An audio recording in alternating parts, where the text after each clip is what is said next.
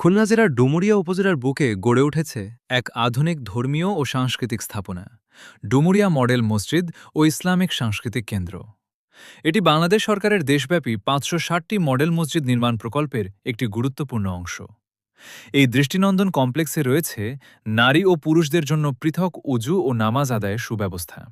এছাড়াও Islamic library ও গবেষণা কেন্দ্র, শিশুদের প্রাথমিক শিক্ষা কার্যক্রম, পবিত্র কুরআন হেফজখানা এবং ইমাম ও হজ যাত্রীদের জন্য বিশেষ প্রশিক্ষণ ও নিবন্ধন সুবিধা রয়েছে। মসজিদ কমপ্লেক্সে আরও রয়েছে অতিথিশালা, মৃতদেহ গোসলের ব্যবস্থা এবং প্রতিবন্ধী ব্যক্তিদের চলাচলের সুবিধার্থে আধুনিক অ্যাক্সেসিবিলিটি ব্যবস্থা। এই প্রকল্পটি প্রথম অনুমোদন পায় ২০১৭ সালে এবং নির্মাণ কাজ শুরু হয় ২০১৯ সালের দিকে।